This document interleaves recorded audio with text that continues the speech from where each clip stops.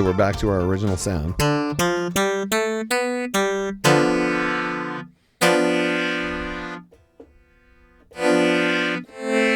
And this, because the carrier is tonal, these changes are going to be just like more envelope, like if you were just changing the envelope generator's settings on an analog synth.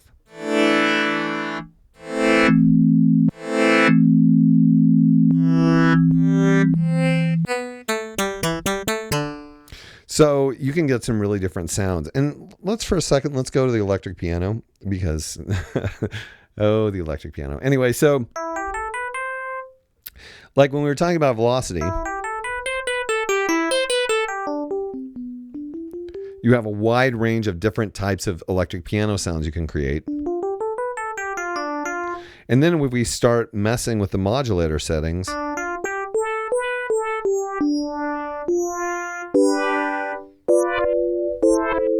you're right out of electric piano and right into interesting FM synthesizer sound.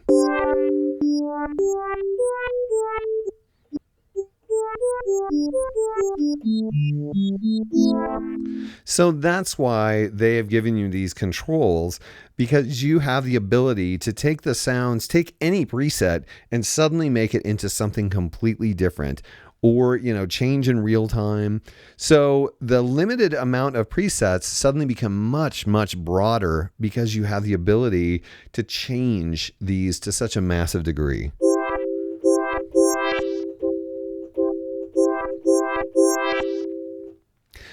Of course, there is an LFO. Now, certainly when a modulator affects a carrier, that's like an LFO, and probably a really fast LFO. But we also have the ability to apply a general global LFO to each sound.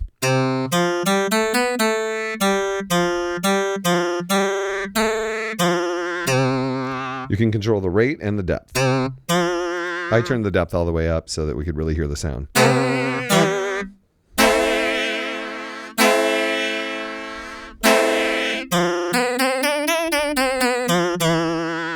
So then if you mess with the other settings, of course.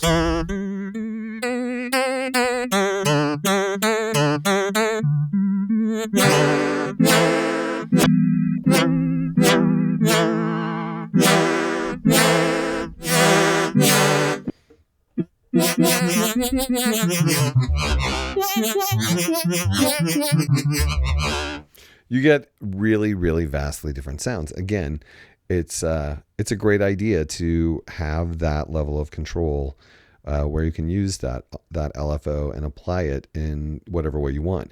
Now, we're going to talk about, when we get into the under the hood stuff, that LFO isn't just another sine wave LFO. You can do a number of control changes to it, like it has a delay.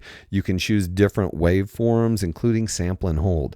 So that's going to be really interesting. We have the ability to define the LFO a lot more clearly than just these controls here. But these controls here allow some pretty cool real-time changes.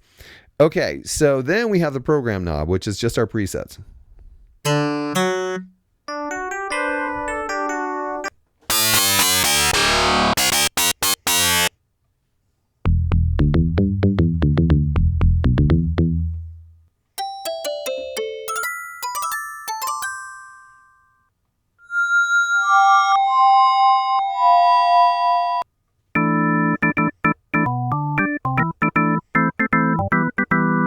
What I haven't talked about is that this is 3-note polyphony. So there are 3 notes. And the reason why that matters is because there are 6 operators per note. So you actually have 18 operators happening with each 3-note chord that you play.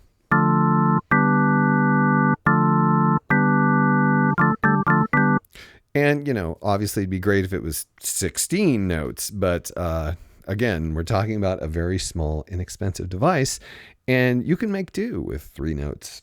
I have been. And, you know, sometimes I play the bass and I'm actually playing 3 notes with my right hand, but you actually, because of the way that it's robbing notes from each other, sometimes it's not even evident that that's what's happening.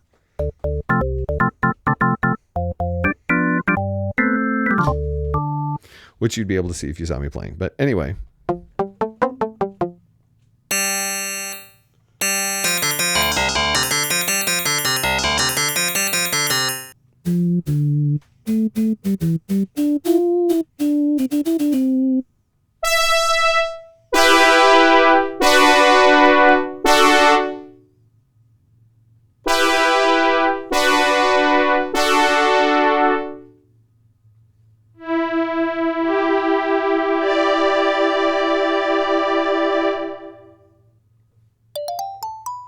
Xylophone, you'll be using that a lot.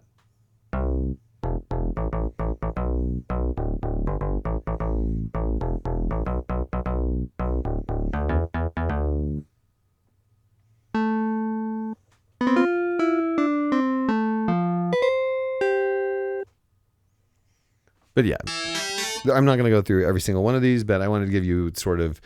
Now, if you'll imagine each one of these, you can do those changes we were exploring with the earlier preset.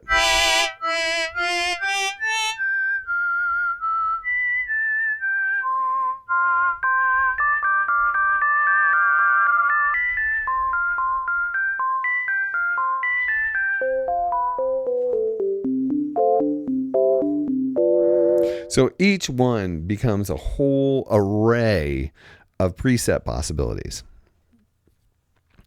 Okay, we're going to go back to my friend Smash It. And lastly, we have algorithm.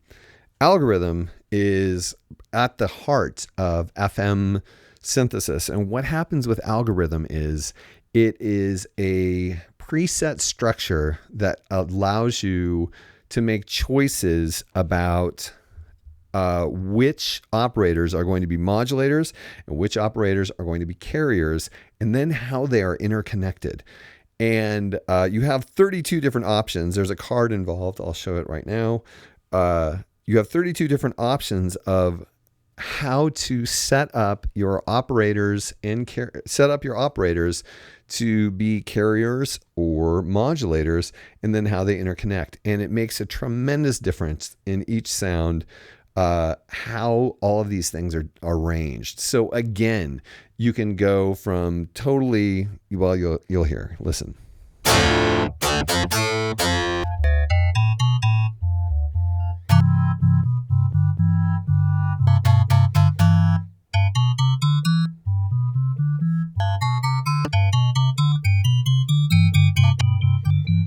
So these arrangements make a tremendous difference in the sound, like how the different carriers and modulators interact, which are different carriers and modulators, and then the sequence in which they are connected.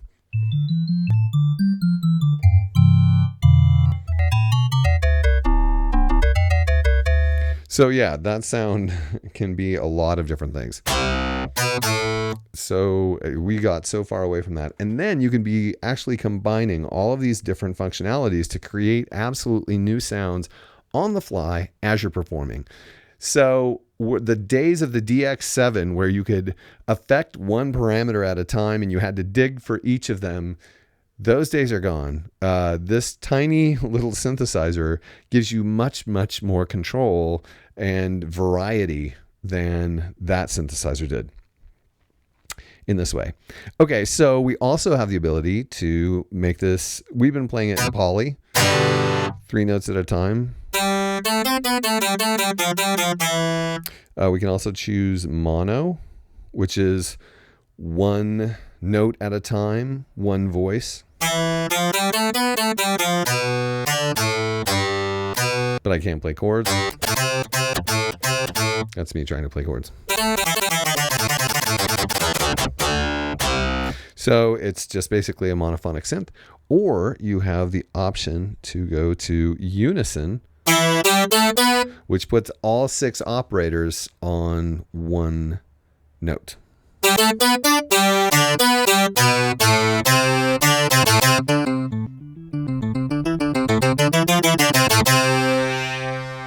And of course, you can modulate these sounds using these functions that we talked about. Also, there is the opportunity to add chorus to any sound, which I think is cheating. Come on, if you want, don't try and sweeten these sounds. They're FM. They need to embrace their icy, crazy, noisy, whatever. But you can if you want.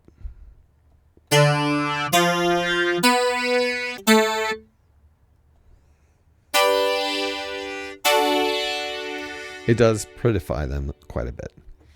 Also, last but not least, you can change the octaves of sounds by using these two things, these two buttons. Just if you press them, it'll push the octave up. But what I found is that with a MIDI device, it doesn't change the octave, but it does change the octave if you're playing it from this keyboard.